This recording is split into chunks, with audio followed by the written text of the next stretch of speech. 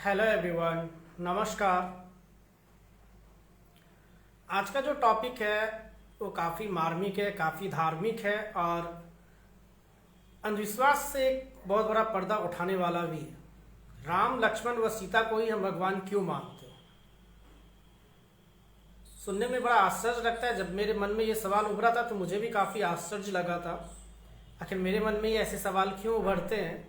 कुछ नए सवाल उभरते हैं तो मैं खुद सोचने के लिए मजबूर हो जाता हूँ कि आखिर मेरे ही मन में ऐसा सवाल क्यों उभरते। सदियों से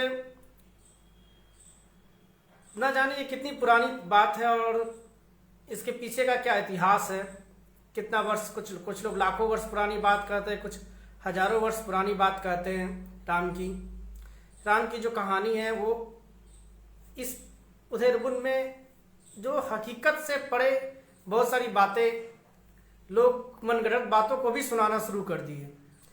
क्योंकि हमारे समाज में नायकों ने कभी अपना किताब, अपनी बायोग्राफी खुद से नहीं लिखी है। जिसने भी लिखी किसी और ने लिखी है। अब रामायण को लिखने वाले या तो वाल्मीकि हैं या तुलसीदास। न रामायण राम के समय में ये ने कुछ लिखा गया है।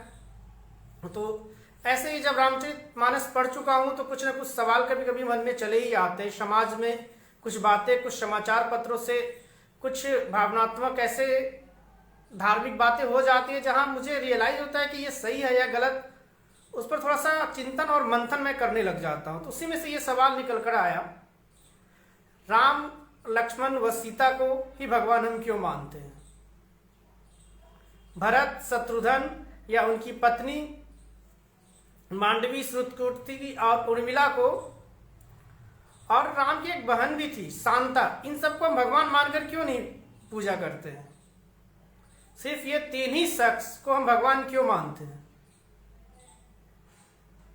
तो ऐसे जो सवाल कभी कभी जब मेरे दिमाग में उमड़ता है तो इसका जो जवाब मिलता है कि नहीं, ये भगवान हम लोग इसलिए मानते हैं कि इन्होंने अपने जीवन में कुछ ऐसा अलग किया है, कुछ नया किया है, जिसकी वजह से लोगों ने इनके बारे में एक कहानी बना ली, एक इनको आदर्श मान लिया।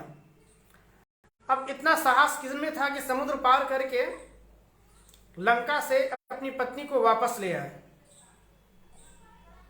इतना साहस आम इंसान में कहाँ होता है? कुछ खास इंसानों में ही तो ऐसे टैलेंट होंगे जो कि समुद्र पर पुल बनाने की सोच सके।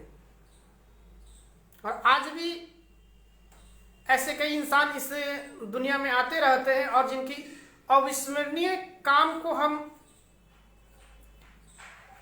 आइडियल मानते हैं। ऐसे हम किसी को अपना आइडियल थोड़े ना मान सकते हैं।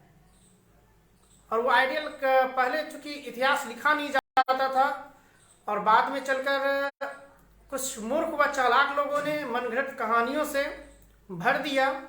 सच्चाई से परे रामायण हो या महाभारत हो, बहुत सारी बातें भर दी गई है और हम समझे बिना बस राम का नाम लेने से हमें मोक्ष मिल जाएगा, मुक्ति मिल जाएगा, ऐसी कई सारी मनगढ़ंत बातों के शिकार हो गए। तो हमें सीखना जो है उससे परे हम बहुत कुछ सीखने लग गए। सिर्फ सवाल इतना, अगर आपको लगता है कि मेरा ये एनालिसिस, ये विश्लेषण गलत है तो आप कमेंट करके बता सकते हैं कि राम, सीता व लक्ष्मण को ही हम भगवान क्यों मानते हैं।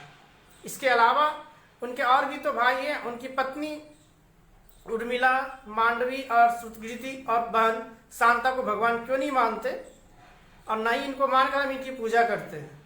अयोध्या में राम मंदिर बनने जा रहा है, वहाँ इन्हीं तीन लोगों की तस्वीर लगेगी।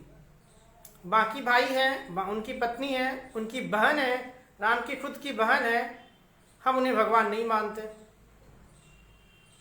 तो आप अपने मूल्यवान विचार या तर्क कमेंट करके मुझे बता सकते हैं, आपको जो भी लगे।